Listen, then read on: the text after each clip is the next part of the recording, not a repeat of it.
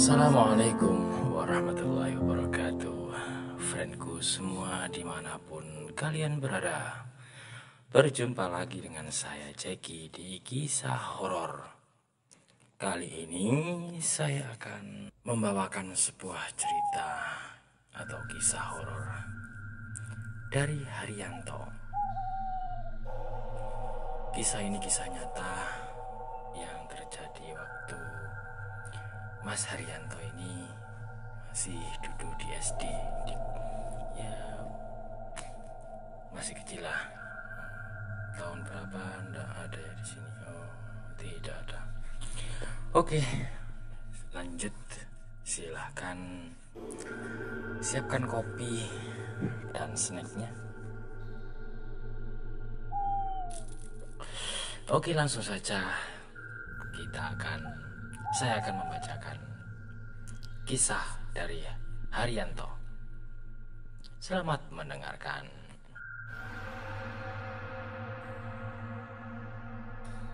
Satu kejadian menakutkan yang tak akan terlupakan dalam hidup saya. Meski sudah sangat lama terjadi, namun peristiwa seram itu masih melekat kuat dalam ingatan saya. Bagaimana bisa lupa? Peristiwa yang terjadi saat saya masih duduk di bangku kelas 2 sekolah dasar tersebut nyaris membuat saya pindah ke alam setelah dunia. Kronologisnya ceritanya begini. Waktu kecil, saya memang lebih banyak menghabiskan waktu di rumah mbah saya, kakek dan nenek. Sepulang sekolah saya langsung ke rumah mbah. Lokasinya memang lebih dekat dengan sekolah dasar negeri atau SDN tempat saya menuntut ilmu. Bahkan hampir tiap malam saya tidur di rumah mbah. Bapak selalu menjemput saya sore atau malamnya. Tapi saya sering tidak mau pulang sehingga esok paginya. Pagi-pagi sekali biasanya bapak menjemput saya lagi karena saya harus sekolah.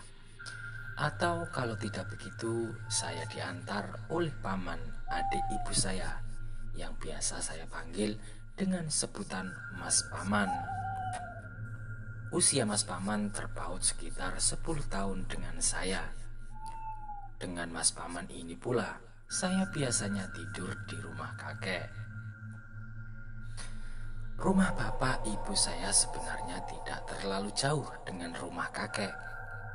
Masih satu desa, Desa Guminingrejo, Kecamatan Tikung, tapi beda kampung atau RT. Rumah bapak berada di tepi Jalan Raya Mantub yang menghubungkan Kabupaten Lamongan ke Kecamatan Tikung dan Kecamatan Mantub. Jalan Raya Mantub ini juga menjadi jalur penghubung dari Kabupaten Lamongan ke Kabupaten Mojokerto. Sedangkan rumah kakek dari jalan raya tersebut masih harus masuk ke dalam kampung, hampir 1 kilometer jauhnya. Di sepanjang jalan hampir 1 kilometer menuju ke kampung tersebut tidak ada satupun rumah. Kanan kiri jalan berupa hamparan air. Sebelah kanan adalah waduk Joto dan sebelah kiri berupa rawa-rawa desa. Di tengah-tengah jalan desa tersebut terdapat sebuah jembatan kecil yang menyambungkan waduk Joto dan rawa-rawa desa tersebut. Di beberapa titik jalan tersebut kala itu terdapat beberapa pohon kecil. Kala itu listrik belum masuk ke desa saya. Penduduk desa masih menggunakan lampu oblik, yaitu lampu yang terbuat dari kaleng bersumbu yang diberi minyak tanah. Jadi kalau malam keadaannya gelap, termasuk sepanjang jalan masuk ke kampung tersebut, gelap dan sepi. Jarang orang lewat kalau malam hari, agak angker dan menakutkan kabarnya. Nah, peristiwa tak terlupakan ini terjadi menjelang pagi buta di jalan yang diapit waduk dan rawa itu. Biasanya dari rumah kakek saya dijemput bapak atau diantar pulang oleh Mas Paman. Saya setelah subuh. Ketika gelap mulai berubah terang. Tak seperti biasanya pagi itu saya terbangun jauh lebih awal. Jam pastinya saya tidak tahu, tapi yang jelas jauh sebelum subuh. Entah siapa yang membangunkan. Saya keluar dari kamar Mas Paman yang waktu itu saya lihat masih pulas tidur. Saya buka pintu rumah dan menengok keluar. Ternyata di luar cukup terang. Saya pikir sudah lewat waktu subuh. Saya pun keluar rumah, menunggu bapak menjemput. Sekitar 10 menit bapak tak jua datang. Akhirnya tanpa pamit mbah maupun Mas Paman, saya putuskan untuk pulang jalan kaki. Saya berjalan keluar kampung. Suasana masih sangat lengang. Saya heran sekali. Sudah terang tapi kok sangat sepi. Tidak seorang pun terlihat di jalan. Pintu-pintu rumah warga juga masih tertutup rapat. Lihat kanan kiri, tengok atas, barulah saya tahu bahwa terangnya langit jelang pagi itu karena sinar bulan. Tapi karena sudah kadung berada di ujung kampung dan sampai di jalan yang kanan kirinya berupa hamparan air, saya teruskan saja langkah saya. Tidak ada yang menyuruh atau mencegah. Saya jalan terus. Belum pernah sebelumnya saya berjalan pulang sendirian jam segitu di jalan itu. Rasa takut mulai muncul. Sekilas saya teringat cerita yang secara tak sengaja pernah saya dengar dari tetangga. Katanya di jalan itu, terutama di pohon kecil yang berjarak sekitar 100 meter dari jembatan, ada hantunya. Saya makin merinding mengingat cerita itu. Tapi kaki saya terus melangkah. Rasa takut sedikit sirna ketika melihat bulan dan pantulan sinarnya di permukaan air. Di kanan kiri jalan tanpa indah sekali pendar warnanya.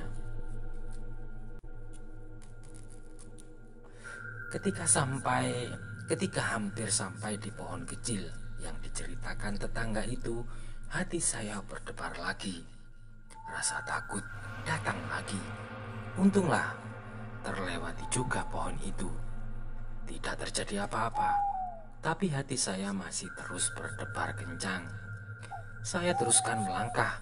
Lalu sekitar 50 meter dari jembatan, saya mendengar suara beriak air di sisi kanan jalan.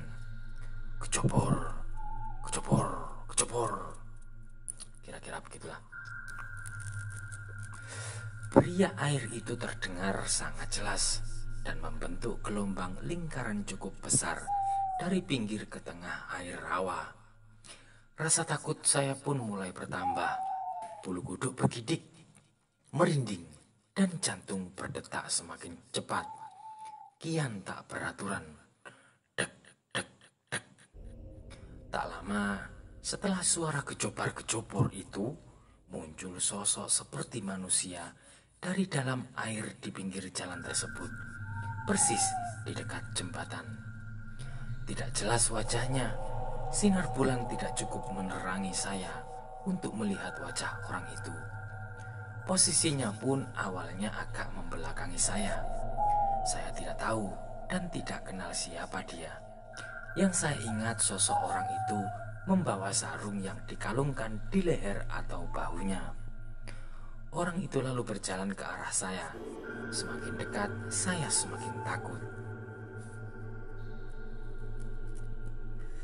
Sekitar 10 meter dari saya, sosok orang itu tiba-tiba melepas sarung di pundaknya dan diputar-putarkan, diarahkan ke saya seperti orang yang mau menjala ikan.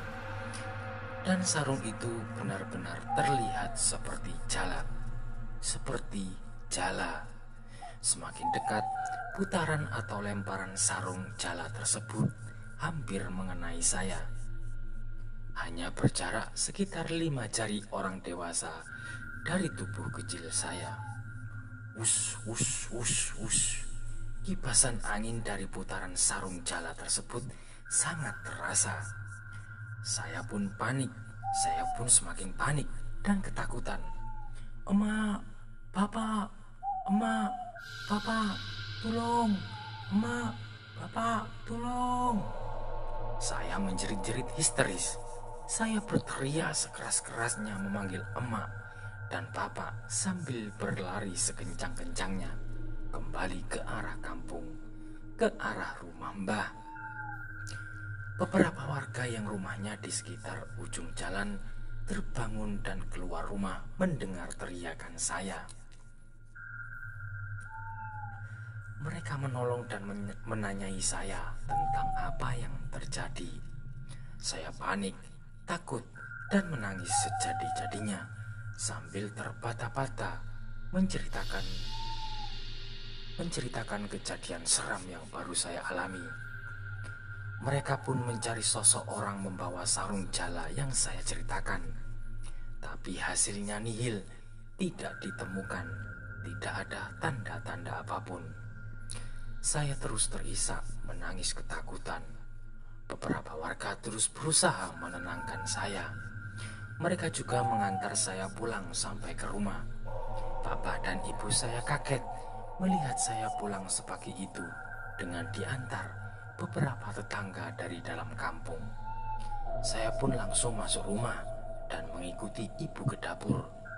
Saat itulah azan subuh baru terdengar. Ibu bersiap-siap memasak. Saya duduk dan diam. Saya masih merinding teringat kejadian yang baru saya alami. Tanpa sadar, tanpa terasa, saya menggigil di dapur. Badan saya mendadak demam, panas, dan pagi itu saya tidak masuk sekolah. Saya sakit.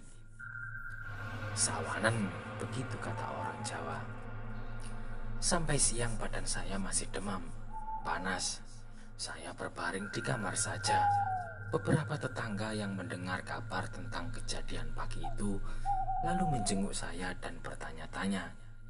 Dari kamar tidur berdinding triplek agak berlobang di sana sini itu, saya bisa mendengar bapak, ibu, dan tetangga berbicara di ruang tamu. Mereka memperbincangkan kejadian yang saya alami. Mereka bilang, yang saya temui dan lihat di pagi buta itu kemungkinan besar adalah kalap, sejenis hantu yang berada di air. Konon kalap juga dipercaya sebagai makhluk halus penunggu waduk, bendungan, kali, atau sungai besar dan rawa-rawa. Kalap atau hantu air ini sangat ditakuti karena tidak hanya menyeramkan, tapi sering juga memakan korban jiwa. Anak-anak maupun orang dewasa. Biasanya korbannya tenggelam, terbawa arus, terseret pusaran air, dan hilang. Ketika ditemukan jarang dalam kondisi hidup. Mendengar cerita dan perbincangan bapak ibu dengan beberapa tetangga pada hari itu, saya jadi semakin merinding. Saya tak menyangka, saya tak percaya bahwa saya nyaris dimangsa kalap. Dan bahkan, andai tak terhindar dari sarung jala makhluk aneh tersebut, saya mungkin sudah berada di alam lain. Benarkah yang saya jumpai waktu itu adalah kalap, si hantu air? Saya tidak tahu persis kebenarannya. Ataukah seorang manusia beneran dari desa tetangga mungkin, yang kemudian pergi begitu saja dan tidak ditemukan ketika dicari-cari oleh. Saya juga tidak bisa memastikannya. Andai iya pun, untuk apa dia melakukannya? Yang pasti saat itu saya merinding dan merasakan ketakutan yang luar biasa. Saya langsung sawanen, mendadak demam, sakit, dan tak bisa masuk sekolah. Sampai saat ini pun bulu kudus saya kadang sedikit berdiri bila lewat di jalan ke kampung bermemori itu. Setelah saya pikir dan renung-renung lagi, peristiwa seram itu mungkin tidak terjadi. Bila saja waktu itu saya minta izin atau pamit dulu kepada Mbah atau Mas Maman, mungkin saya dicegah atau diantar. Sungguh sebuah pelajaran berharga, minta izin atau pamit kepada orang tua bila akan meninggalkan rumah. Salam, Haryanto.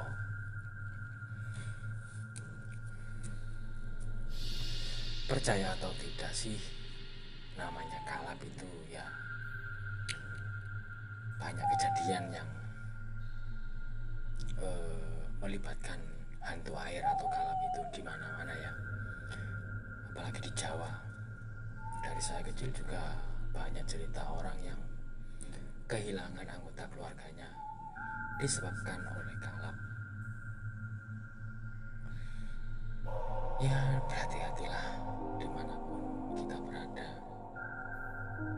Apalagi kalau kita keluar rumah, minta izinlah pada orang yang di rumah, bapak, ibu, atau yang lain.